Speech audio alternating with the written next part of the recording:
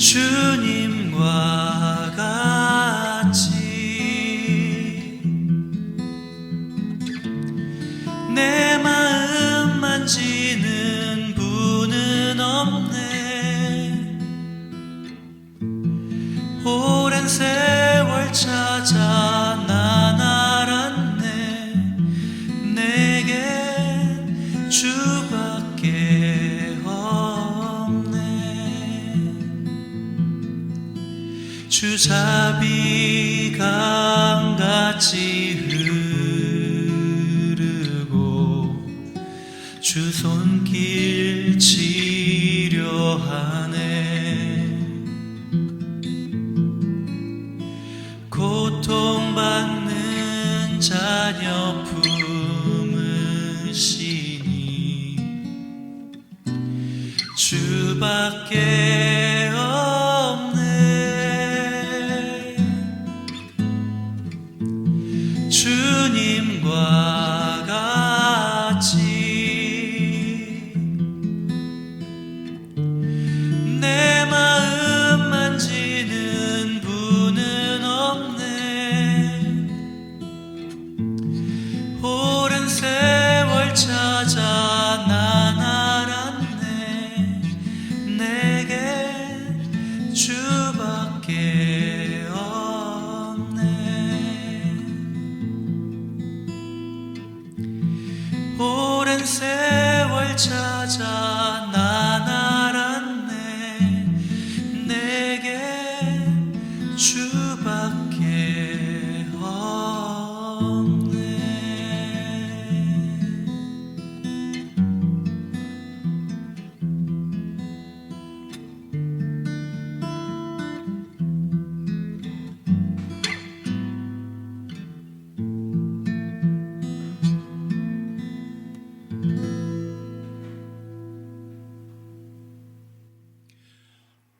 오늘은 요한복음 2장 19절에서 21절 성전이라고 하는 제목으로 함께 나누도록 하겠습니다. 읽겠습니다. 예수께서 대답하여 가라사대 너희가 이 성전을 헐라 내가 사흘 동안에 일으키리라. 유대인들이 가로되 이 성전은 46년 동안에 지었거늘 내가 3일 동안에 일으키겠느뇨 하더라. 그러나 예수는 성전된 자기 육체를 가리켜 말씀하신 것이라. 아멘. 성전은 성전의 그 역사에 대해서 대강 흐름을 아마 여러분들은 다 알고 있으시리라고 봐요. 이스라엘 백성들을 애굽에서 구출해 내신 다음에 한 2년 정도 후에 성막에 대한 설계를 말씀하셔서 성막을 지었다고 합니다. 그래서 하나님이 지시하시는 대로 그 구조를 또 그 소재들을 그렇게 가지고 성막을 지었고, 그 성막은 60개의 청동 기둥으로 바깥을 세우고 그 다음에 천으로 둘렀다고 하고요. 그 가로 세로 길이가 약 45m 그리고 그것의 반인 22.5m 이 정도의 크기였다고 해요. 그 다음 그것이 일단 가나안에 들어가서 정착한 후에 솔로몬이 성전을 지었던 것도 여러분들이 잘 아실 거예요. 그래서 솔로몬은 굉장히 아주 기쁘고 경배하는 마음을 가지고 최선을 다해서 각국 나라의 최고의 소재를 가지고 그렇게 성전을 지었습니다. 아주 성전을 지을 때만 해도 아주 겸손한 마음을 가지고 하나님의 전을 짓게 되었어요. 그런데 이 솔로몬의 성전은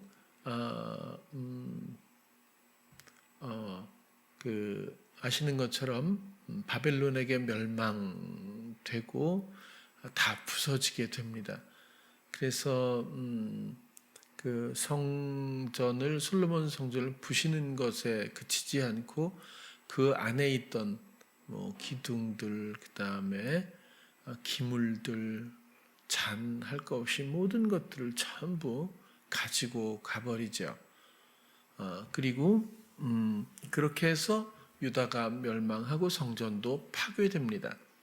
그런 연후에 70년이 지나고 나서 하나님께서 고레스 왕 원년에 감동을 주셔서 성전을 다시 재건할 수 있도록 유대인들을 다시 보내고, 또 여러 가지 회방도 있고 우여곡절은 있지만 자금도 그 지역의 세금으로 많이 충당을 하게 해서 성전을 다시 짓도록 허락을 하지요.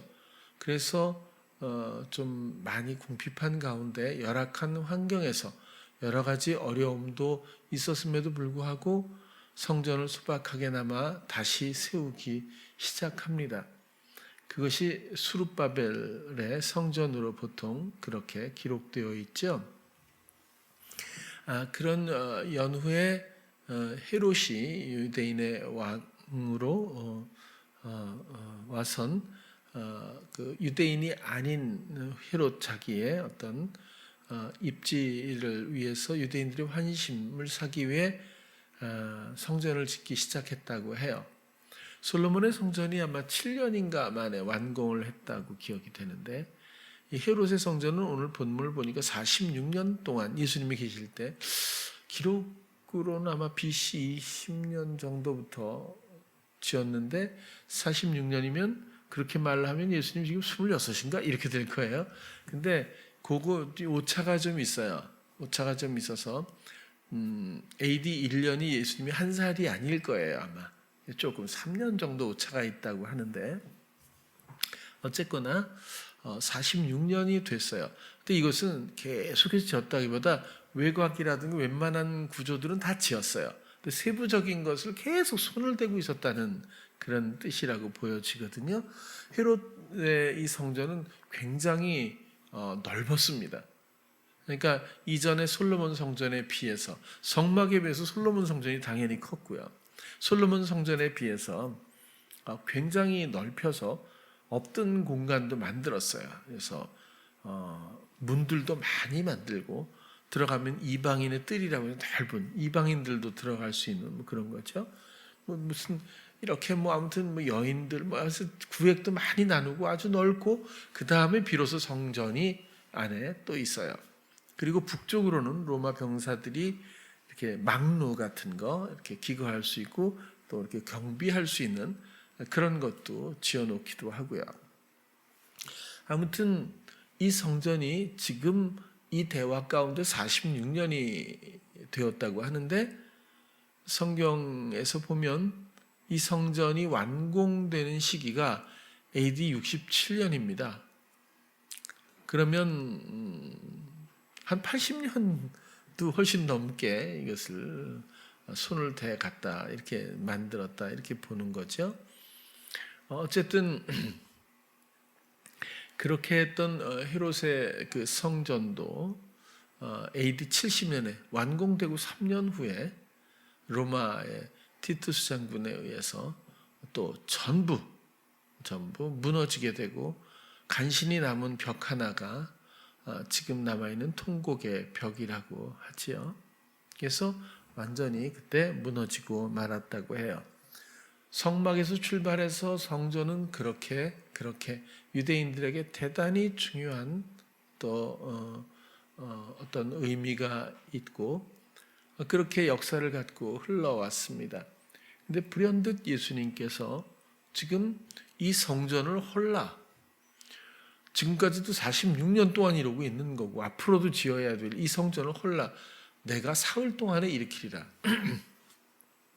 지금이야 우리가 모든 상황들을 이미 알고 우리는 예수님 편이니까 이런 바보들, 성전의 의미도 모르다니 이렇게 생각할 수 있지만, 우리가 당시 사람들이었으면 우리도 똑같이 예수님 보고 이런 바보같이 이렇게 생각할 수 있다는 거예요. 다시 말하면 육적으로는 영적인 것을 이해할 방법이 없습니다. 그리고 예수님이 이야기하시는 사흘 만의 성전은 육적인 게 아니죠. 사람 손으로 짓는 건물이 아니라는 거죠.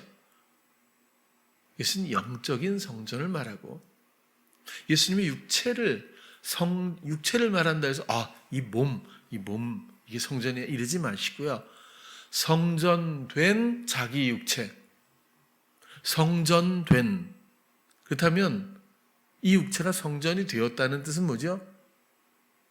성령의 전이 된, 하나님이 거하시는, 성막은 회막이라고도 하죠. 하나님과 만나는, 말씀이 다스리는, 그 생명이 있는, 그렇게 성전된 자기 육체를 가리켜 말씀하신 것이다. 그렇다면 3일 만에 세우겠다고 하셨던, 일으키겠다고 하신 이 3일 만의 성전은 어떤 의미가 있겠어요?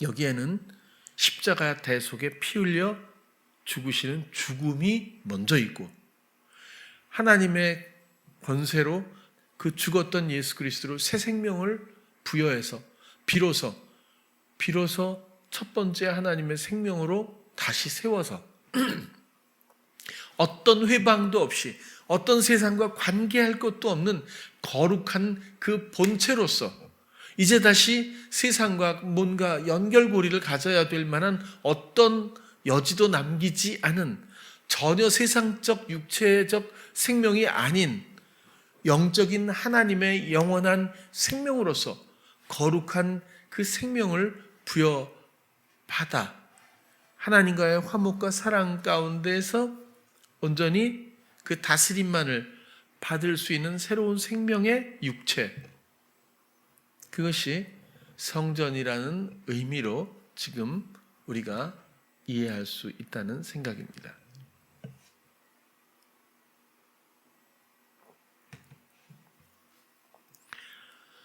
결국 성전은 죽음과 생명, 이것이 포함된 아주 중요한 영적 의미가 그곳에 있다. 그렇죠? 그래야 성전이라는 것을 우리가 예수님의 3일 동안의 성전이라는 말씀에서 이해할 수 있다는 그런 뜻인데요. 자, 그렇다면 예수님은 그렇다고 치자고요. 당연히 그렇죠. 3일 동안에 성전을 완성하신 예수 그리스도. 그런데 고린도전서 3장 16절을 한번 읽어볼까요? 너희가 하나님의 성전인 것과 하나님의 성령이 너희 안에 거하시는 것을 알지 못하느뇨. 우리가 성전이라는 거예요.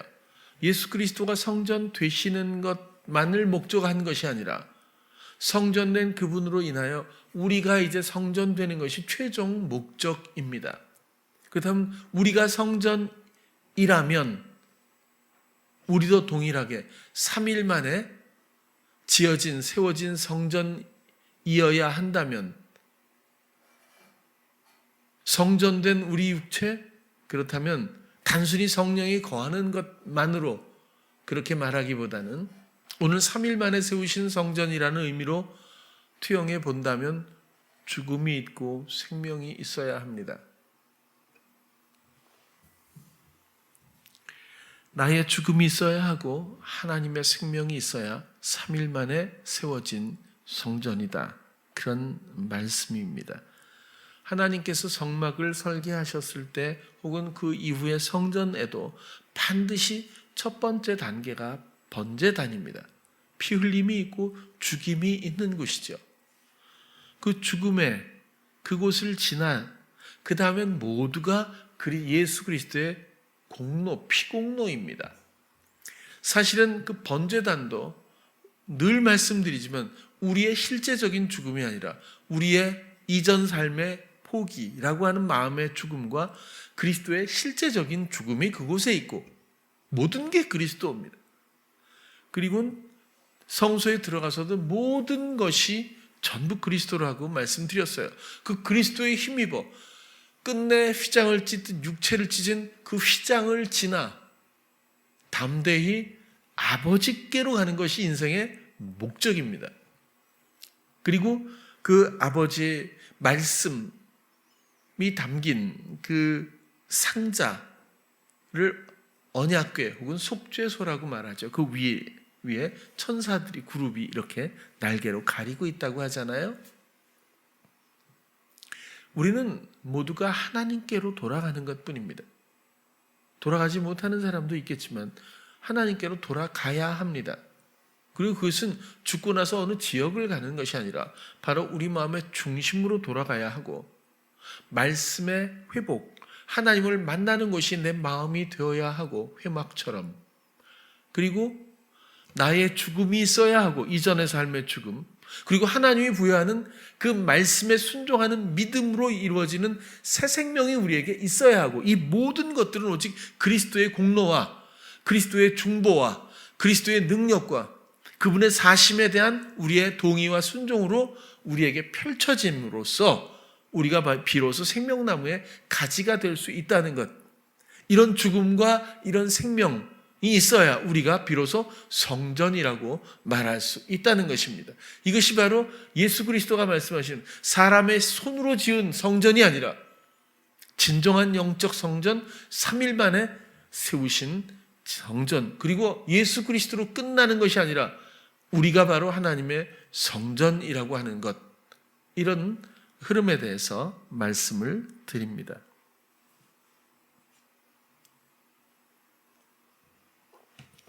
그런데 죽음은, 적어도 마음의 죽음은 우리의 영역입니다. 그리고 생명은 하나님의 것입니다. 하나님의 영역이죠. 그리고 이 모든 것들을 나를 위해, 나를 대신해 죽음부터 생명까지 담당하신 분이 바로 예수 그리스도라는 겁니다. 그리고 이 일만 담당하고 빠지신 것이 아니라 내 마음에, 내 삶에, 내 영혼에 생명이 되어서 안식일마다 12개의 떡을 진열하지 않습니까? 진열병 떡이 그거잖아요. 우리는 그걸 먹고 사는 거예요. 예수 그리스도를 먹고 사는, 예수 그리스도가 나의 생명력, 생명의 근원이 되고 생명이 되는 삶으로 예수 그리스도는 우리의 모든 것이 되십니다. 어둠으로부터 출발했던 우리의 모든 영적인 삶은 이제 그분으로 말미암아 빛된 삶으로 인도를 받게 되죠. 그분은 날 위해서 모든 것을 하셨고 모든 것을 하고 계시고 못하실 일이 없는 사랑이죠.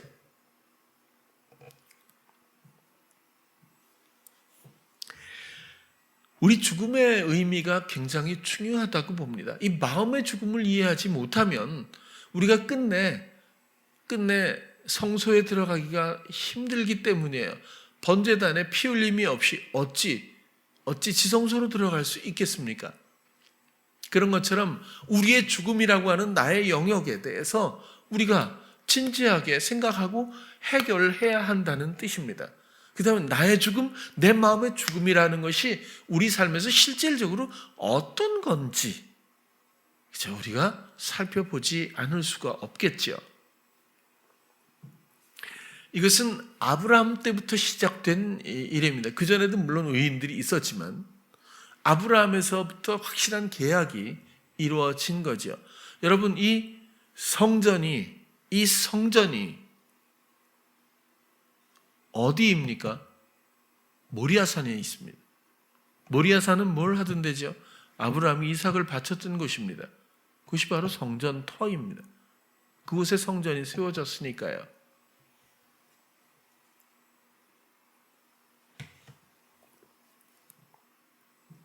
그 모리아산에서 어떤 일이 있었는지 여러분들이 너무나 잘 아시지 않습니까?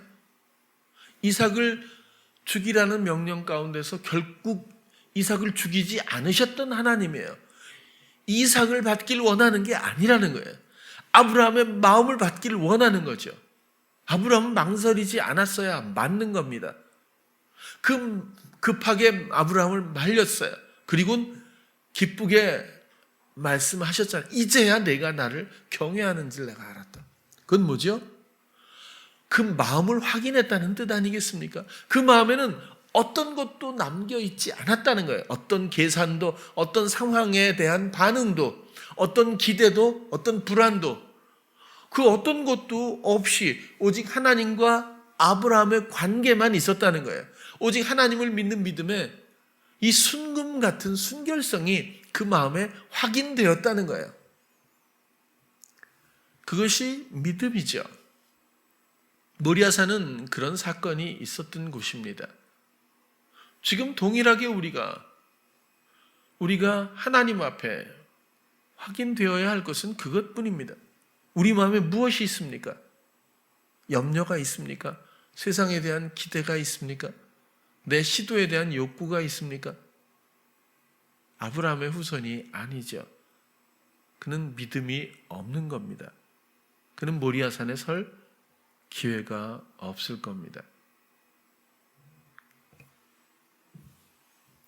결국 실질적인 죽음은 숯불에 걸려있는 수양이었습니다. 그렇죠? 순양을 제물로 하나님은 죽였어요.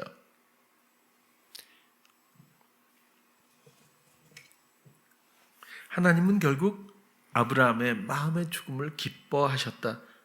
이렇게 생각이 들어요. 우리는 생각보다 아주 심각한 중독적 삶을 살고 있는 것을 정말 부인할 수가 없고 너무나 안타깝게 생각을 합니다. 이 중독이라고 하는 것은 제어하기가 정말 어렵기 때문에 그래요.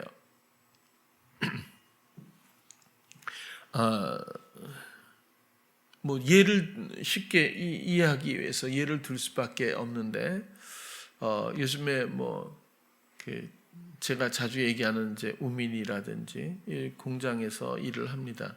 일을 하는데 못 견뎌요. 뭘 못 견디냐면 어떤 사람이 느리게 일을 하면 못 견디는 거야. 본인이 못 견뎌서 어쩔 줄을 몰라요. 근데 이제 분위기가 어렵지 않습니까? 우리 공장은 전부 이렇게 다 편안한 사람들이고 좋은 사람들이 좋은 환경에서 이제 많이 일을 하는데 사실 효율성은 아직 별로 없는 건 사실입니다. 그러나 우민이는 그 순진한 청년이 서울 와서 성공하기 위해서 온 겁니다. 목적이 그거예요. 와가지고 온갖 정육점, 식당, 포장마차 이런 데를 전전하면서 악착같이 한 거예요. 그리고 장사가 잘 되는 데일수록 모두가 빠릿빠릿하게 움직이죠. 안 그러면 욕을 먹으니까 욕을 먹으면서 배우면서 성공을 위해서 달려가는 청년이 마음은 다 갈기갈기 찢어지는데도 그런 것들은 알지도 못하고 그런 데서부터 부산물처럼 솟아오르는 분노나 이런 것들은 전혀 감지하지 못한 채 성공을 위해서 효율성을 위해서 그저 하루하루 열심히 뛰어간 거예요. 근데 이미 중독이 되어버린 거죠. 못 견디는 거예요. 그래서 앞에선 대놓고 은희한테 말을 못하고 뒤에서 귀현이한테 말해서 또 그걸 또 제가 듣게 돼요. 가서 쭉 그 넷가 앞에 가서 쫙 얘기를 해줍니다. 처음엔 경직이 돼갖고 이래요. 근데 나중에 얘기하면 허허 막 웃어요. 깨달았다는 거죠. 알겠다는 거죠. 몇 차례 내과에서 계속 대화를 합니다. 근데 왜 못 견딜까요? 효율적이지 않다는 것에. 그렇죠? 그거 아니에요. 그럼 효율적일 이유는 뭘까요? 효율성이 있어야 성공할 수 있다는 거 아니겠어요? 그 성공해야 행복할 수 있다. 여전히 세상은 그런 논리입니다. 거기에 그죠? 자기 자리를 찾은 노예에 불과하게 된 거죠. 이미. 그리고는 중독적인 부추김을 자기 스스로 분별도 하지 못합니다. 언제 자기가 분노하고 있는지도 몰라요. 그리고 보질 못하는 거예요. 느린 거는 아예 그냥 죄인 취급을 넘어서서 사람 취급을 안 해요. 막 못 견뎌서 막 난리가 나요. 그러면 얘기를 해주면 또 좀 이해를 하고, 중독이라 한 번에 되는 법이 별로 없는 것 같아요. 앞으로 어떻게 더 해야 될지 저도 모릅니다. 단지 주님의 통로도요, 주께서 원하시는 만큼 주의 때에 하시겠죠. 많이 달라지고는 있어요. 그러나 어떤 상황에서든지 자기 생각이 있다는 거예요. 이미 성향에서 솟아난 딱 생각이 있고 그것이 자기 삶을 이끌고 있다는 거죠. 또 그것을 표현하면서 살아가는 그 이전의 삶, 누구나 이런 게 다 있어요. 아무 소리 없어도 생각은 다 다릅니다. 그 자리에서 돌출 행동을 하지 않는다고 해서 옳은 것이 아니라 그리스도 없는 자기 나름대로의 자기 유형의 성향적 생각은 누구에게나 있다는 뜻이에요. 다 자기 삶을 영유하고 있는 거죠. 그 생각이 이끄는 삶, 그리스도 없는 가운데서 생명이라고 여기고 추구하고 있는 그 삶의 유형, 이런 것들이 이전의 삶입니다. 이런 것들이 죄악된 삶입니다. 이런 것들이 사망으로 가는 삶이죠. 이 이전의 삶의 이 삶을 하나님께 드려야 합니다. 번제단의 희생으로 드려야 합니다. 왜? 하나님 앞에 바로 이것이 죄인이며 이것이 죄의 본체이기 때문에 그래요. 이 생명은 하나님으로부터 부여받은 생명이 아니라 내가 시도하는 생명이지만 사실은 사단이 부추긴 세상에 버타는, 세상을 지향하는 그런 삶이기 때문에 이것은 하나님 반대편에 버려야 죽어 마땅한 죄악된 삶입니다.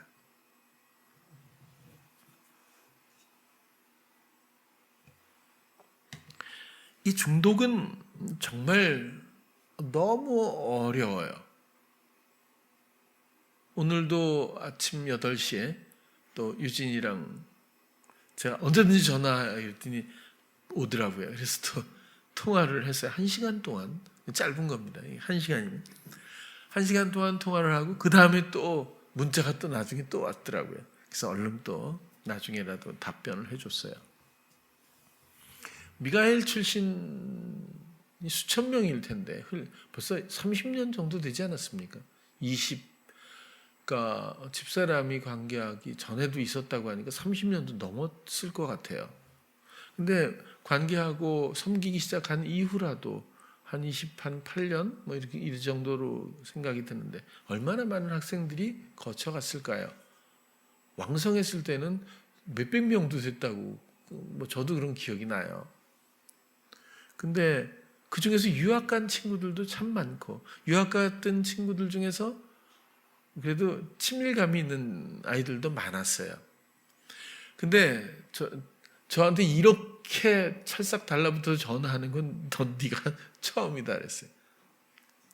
지연이도 물론 있지만 지연이도 이 정도는 아니었거든요. 아, 유진이는 정말 그런 굉장히 예절이 바르고 절대로 뭐 전화해서 막 하는 법이 없어요. 제가요, 내일 뭐 목요일 날은 뭐 아침 8시부터 9시, 그 다음에 저녁 5시부터 몇 시, 금요일 날은 몇 시부터 몇 시, 쭉 이렇게 여기 이 중에서 하나만 골라주시면 제가 문자를 먼저 드리고 그 다음에 전화를 하겠습니다. 항상 이런 식이에요. 예절이 바르죠. 그래서 아무튼 제가 또 답변해서 얘기해서 통화를 해요. 여전히 그 상황에 대한 동일한 이야기나 마찬가지인데 참 중독이 심각하구나 이런 생각을 안 할 수가 없어요. 예를 들면 전번 주에는 안젤라가 너무 심하게 했는데 이번에는 안젤라가 사과를 할 때 비대면인데 오라고 그래서 밥을 먹으면서 자기가 너무 심하게 말을 해서 미안하게 생각한다 이렇게 얘기를 하고 그 다음에 뭐 또 그래 그러면 한 주 동안 내가 어떻게 뭘 했는지 한번 얘기하자. 근데 전번 주에는 A, B, C에 대해서만 막 얘기하는데 너는 왜 A, B, C밖에 뭐 모르냐? X, Y, Z도 있지 않냐? 근데 너는 시야도 좁고 이래 갖고는 안 되고 뭐 막 이렇게 하고 일주일 동안 유진이는 X, Y, Z를 무지하게도 찾았다는 거예요. 그래서 사과를 받고 가서 좀 난감했더니 이번엔 A, B, C를 막 얘기를 하더라는 거예요. 이 사람이 나를 놀리나? 아무튼 별 생각이 다 있겠죠. 뭐 그러니까 뭐 어떻게 해볼 방법이 없이 끌려다니는 거지 얘가. 또 욕을 또 집에 가갖고는 너무 지치니까 하는 소리가 주께서 포기하라고 하시나 보다. 이렇게 그럴 수밖에 없잖아요. 다 가질 만한 생각이라서 예화를 들어보는 거예요. 그렇죠? 그 멀리 가서 왜냐하면 뭐 워낙 비하를 하니까 너는 대학교 1학년 초년생보다도 못해. 이래가지고 무슨 너를 기대하는 부모가 불쌍하다고 이런 식으로 막 그냥 얘기를 하니까 막 상처를 왕창 받고 견디다 못해. 뭐 거기다 뭐 감기까지 걸리고 아무튼 이렇게 되니까 하나님이 여기서 그만 멈추라고 하시는가 보다. 이런 생각을 왜 안 하겠냐고요. 그런데 여러분들도 끄떡일 수 있을 거예요. 이런 경험들이 있으니까. 근데 보세요. 하나님이 여기서 멈추라고 버거우니까 하시나 보다 라고 하는 말의 내용의 중심축은 뭐죠? 박사에 대한 거예요. 박사 학위에 대한 과정이죠. 여기에는 굉장히 여러 가지 그 영향력들이 묻어 있잖아요. 아까 얘기한 부모님의 기대도 있고, 이 멀리 타고 가서 정말 이걸 못하고 가면 창피함도 있고, 또 수료로 끝나서는 또 미래에 대한 어떤 여러 가지 문제들도 많고, 뭐 여러 가지 영향력들이 거기엔 담겨 있을 거예요. 근데 예수님이 이 정도에서 그만 포기하라고 하시는가 보다라는 말의 주제는 역시 학위라고요. 그렇죠? 근데 그런 게 아니라고 말해주는 거거든요. 그러니까 학위를 네가 따고 한다고 이런 문제가 아니라 거기에 관심을 가지면 그야말로 쫓아다니는 수밖에 없잖아요. 묶인단 말이죠. 그게 아니라 이것도 주님의 일인데 왜 주님과 함께 하지 않고 자기 혼자 골몰하면서 자기 혼자 분석하고 있잖아요. 그런 것이 본질에서 어긋나게 하고 정말 옳아 보이거나 정말 문제라고 생각하는 것을 풀도록 유도하는, 그쪽으로 모든 감각과 관심사를 뺏어가는 것이 시험이고 부추김이에요. 그래서 굉장히 옳아 보이거든요. 왜냐하면 옳아서 옳은 게 아니라 그런 가치관에 이미 중독되어 있기 때문에 그런 거예요. 그래서 온 마음에 또 온 감각을 그리로 빼앗길 수밖에 없다는 거예요. 그래서 본질에 접근을 못하는 겁니다. 그것이 시험이죠. 주님과 함께하면 주님을 바라보는 것이 일이라고 얘기를 해주면요, 그러면 아무것도 하지 말고 ABC도 안 하고 XYZ도 안 하고 주님만 바라보면 되는 건가요? 이렇게 말을 할 수 있잖아요. 그게 아니라 주님 오직 하나님의 주의 나라 다스림을 구하면 이에 더하여 주신다니까요. 그 다스림은 나의 일과 별개가 아니라 온통 나의 일입니다. 주님이 하시도록 해야 내가 쉽고 가벼운 멍에를 함께 맸다는 걸 이해하게 되지, 내가 악착같이 다 하면서 본질을 흐리고 마음을 다 빼앗겨 놓고 마음의 죽음은커녕 왕성한 마음에 부작용을 끌어안고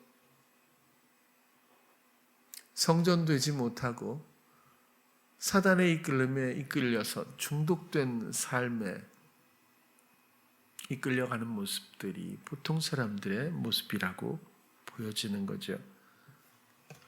주님이 하시는 것이 본질입니다. 내가 포기하면 당연히 하나님이 다스리시잖아요. 그 다스림은 너무 놀랍습니다. 그 다스림은 사람의 생각과 너무 결도 질도 달라요. 너무 우아하고 너무 부드럽고 풍요해요. 근데 우리가 단지 그분께 기회를 드리지 않는 것뿐이에요. 그러기 위해서는 뭔가에 묶어두길 바라는 게 사단이고, 그 묶어두는 것을 자동화시키려면 가장 좋은 방법이 중독이죠. 대부분의 사람들은 세상의 여러 가지 요소에 중독되어 있다고 봐도 과언이 아니죠. 내 시도를 내려놓고 주님의 섬김을 받으면 그제야 비로소 행복합니다. 그 이전의 삶, 성향적 생각이 이끄는 삶, 세상을 지향하는 삶, 내가 주장했던 삶, 이것이 이전의 삶이며 그것의 죽음이 반드시 있어야 합니다.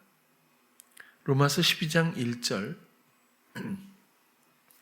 그러므로 형제들아 내가 하나님의 모든 자비하심으로 너희를 권하노니 너희 몸을 하나님이 기뻐하시는 거룩한 산 제사로 드리라. 이는 너희의 드릴 영적 예배니라.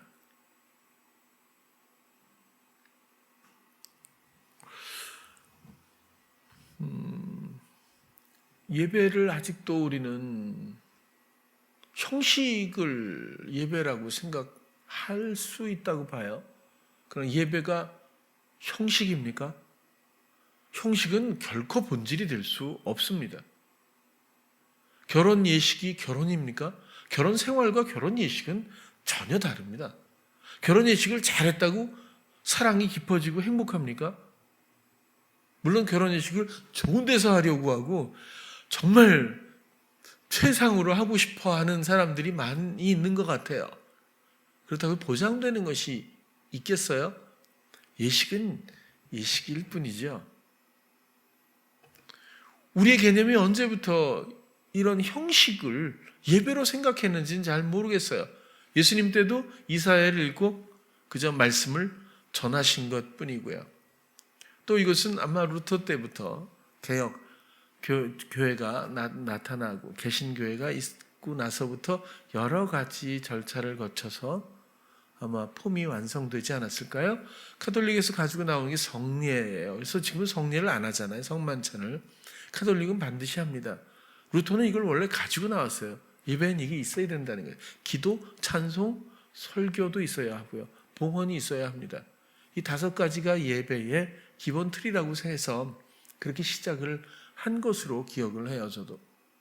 그렇게 해서 여러 가지 다양한 폼. 처음에 열린 예배가 나왔을 때 깜짝 놀랐어요. 물론 저는 나름 기대하는 바도 있었지만 그때 많은 사람들이 충격을 받았어요. 이게 예배냐라는 공론화된 토론들이 굉장히 강력했어요. 근데 지금은 적당하게 일부는 열린 예배, 일부는 전통 예배 이렇게 드리는 데도 있고 또 집회들이 많다 보니까 많이 이해가 완화된 것 같아요. 그러나 아직도 굉장히 보수적인 분들은 이 예배의 틀을 무지하게 중요한 생각을 하실 거예요. 지금 코로나 때문에 이 예배를 드리지 못한다는 것 때문에 견디지 못하시는 그런 분들도 있어요. 그러나 예배라는 의미가 과연 어떤 의미일까요? 여기서도 너희에 드릴 영적 예배, 이제 오늘 성전도 영적 성전을 말씀드리지 않습니까?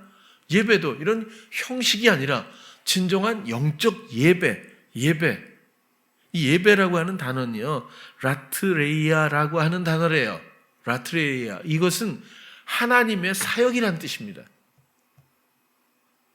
레이트루기아도 하나님의 일, 섬김, 봉사라는 뜻이라고 했잖아요. 그건 봉사고 비슷한 내용이에요. 근데 약간 이건 공무원의 어떤 이런 사역 같은 이런 쪽인데 공무를 맡은 사람들의 어쨌든 하나님 사전에는 하나님의 사역 이렇게 돼 있어요. 예배가 형식 이런 게 아니라고요. 이거 헬라어거든요. 그때 이런 형식이 있었나요? 예배는 하나님의 일입니다. 대신에 우리의 죽음이 먼저예요. 예배에는 죽음이 있고 생명이 있어야 예배입니다. 하나님의 사역은 그런 거거든요. 하나님의 일은 뭐죠? 우리에게 영원한 생명 주시는 거예요. 먼저 죽어야 새 생명이 부여되지 않습니까? 죽는 역할은, 죽는 영역은 우리들의 몫이에요. 그래서 이렇게 얘기하잖아요. 너희 몸을, 너희에게 권하는 너희 몸을 하나님이 기뻐하시는 거룩한 산제사로 너희 몸을 드려라. 이건 우리의 몫입니다. 이는 너희의 우리가 드리는 영적 예배. 이 모든 것들은 우리는 드리지만 결국 모든 일은 하나님이 하셔요. 우리는 마음을 드리면, 우리 마음의 죽음을 드리면 그 자리 예수 그리스도를 죽이시는 일도 하나님이 하시는 겁니다. 우리를 위해서 우리를 사랑하셔서 수양이 걸려있던 것처럼 예수 그리스도를 우리를 말리시고 그 위에 놓고 죽이시는 분은 하나님이며 우리를 위한 사랑의 사역이 그곳부터 시작해서 그리스도의 모든 희생으로 말미암아 아까 말씀드렸던 성막의 그런 것들처럼 그리고 결국은 하나님의 생명을 그리스도를 우리 안에 성령을 우리 안에 주셔서 이젠 우리의 생각과 중독된 삶에 반복되는 끌려가는 삶이 아니라 그 생각이 이끄는 삶이 아니라 이제는 그리스도가 주시는 모든 일들에 대해서 순결한 마음으로 아브라함과 같은 마음으로 그 말씀이 그 뜻이 어떤 것인지 따지거나 계산하거나 대입하거나 논리로 보는 것이 아니라 아브라함 같은 믿음의 마음으로 그렇게 드리면 기뻐하시는 그분의 삶이 우리를 그때부터 다스리기 시작합니다. 예수 그리스도가 나를 위해 죽으시고 다시 사신 그분의 마음과 생명과 감각과 능력과 권세가 우리의 삶에서 그대로 펼쳐진다는 겁니다. 그것이 예배의 목적이고 그것이 성전된 나이며 그것이 복음입니다. 결국 성전에도 자기 죽음 없는 제사는 없습니다. 예배도 자기 죽음 없는 예배는 없습니다. 우리가 주일날 이렇게 모여서 어떤 형식을 갖췄다고 해서 그것이 하나님 앞에 기뻐하시는 예배가 과연 될 수 있을까요? 자기 죽음이 먼저입니다. 세상을 향한 자기 죽음 없이 그리스도의 새 생명을 누릴 수 있는 방법이 있을까요? 결단코 없습니다. 하나님은 나를 위해서 그리스도도 아끼지 않았어요. 이미 모든 것들을 죽음도 생명도 이미 모든 것들을 다 이루셨어요. 그리고 바로 부활의 생명이신 그리스도가 성전 되셨던 예수 그리스도가 내 안에 계십니다. 이젠 단 하나 남았어요. 내가 살던 삶을 청산하고 그리스도가 내 안에서 내 삶, 내 시간과 내 공간과 내 환경 가운데서 그분이 원하시는 대로 펼쳐가시는 그분의 삶을 함께 사는 동거, 그 합이 함께 걷는 여행과 같은 둘의 사랑의 여정, 그 화목, 그 잔치.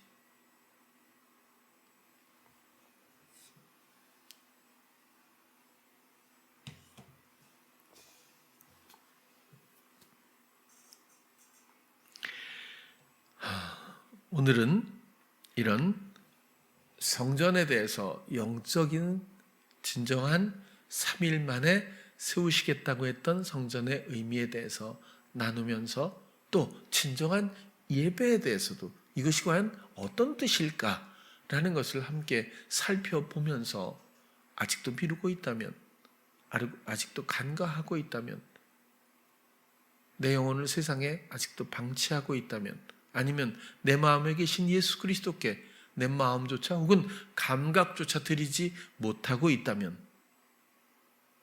기쁘게 산제사로 자신을 드리기를 바랍니다.